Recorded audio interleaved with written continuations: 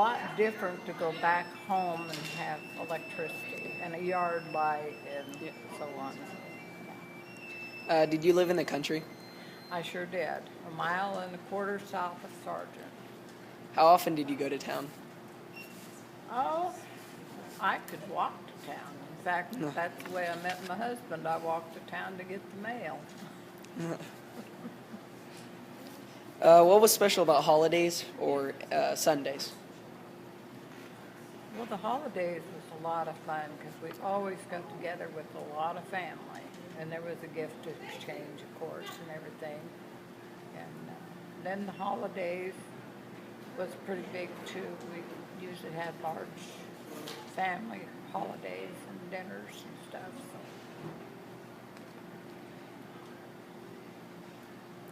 What was the price of goods back then? Bread, such as bread, gas, soft drinks, candy, etc.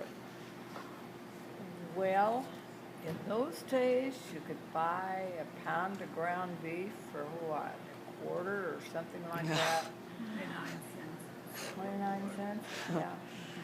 And my dad would give us 25 cents on Saturday night so we could go to a movie. We bought a bag of popcorn, could get a bottle of pop, and paid 12 cents to get into the theater and still have money left out of that quarter. Oh. Imagine how far a quarter would go today. Bread was 19 cents a loaf. Yeah, and bread was 19. A box of cereal was a quarter. See, they used to own them. She remembers some of the prices.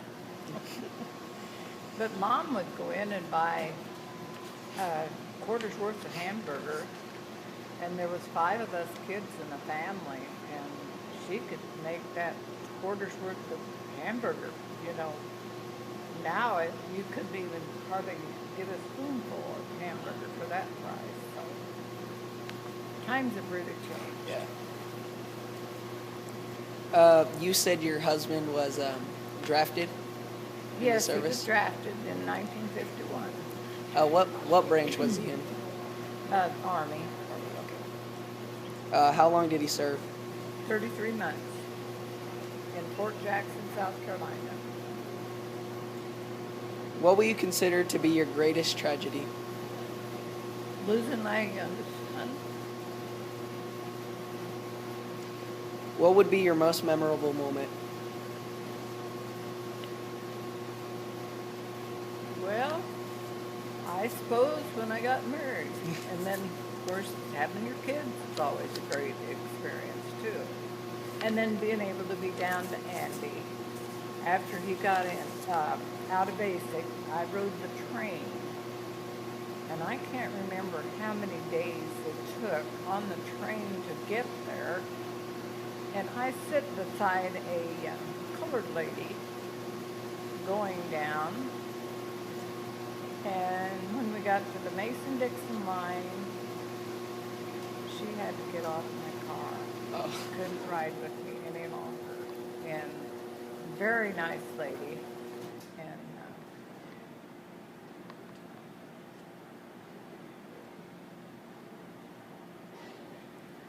And then when I got to South Carolina, I was about the last one off the train, and my hubby stood there, and he was really worried because I was pregnant. And he wondered if I had to be taken off or what, but I had made it, and all baby things and everything with me, so. From your perspective, how has technology changed in the last few decades? Well, it's changed an awfully lot. We've got cell phones, and we used to have the dial, or the telephone. You go to the telephone used to be on the wall, and you had to crank it and get a hold of operator and tell her the number that you wanted, and then of course she would plug the number in. And then we went upscale and got the dial telephone, which was a lot better, and we had numbers that we could call through that phone.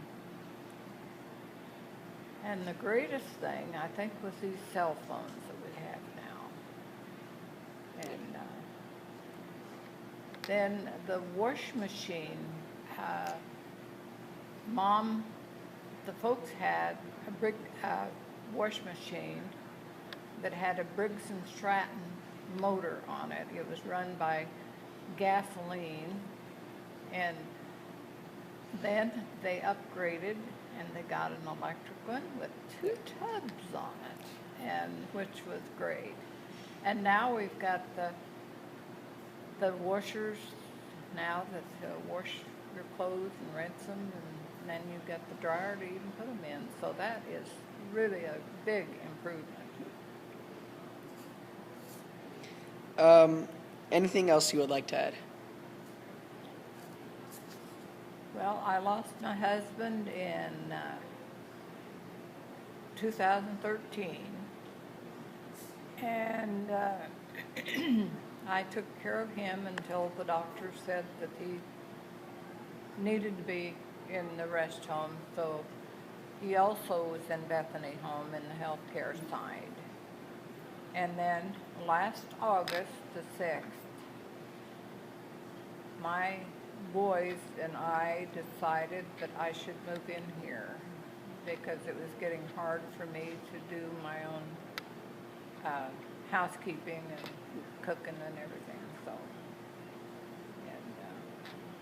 So I've been here since August, and I've been trying to be real active in coming to all our activities. We have Bible study on Monday afternoons with the Coles, and then we have church on Sunday afternoon at 1:30. And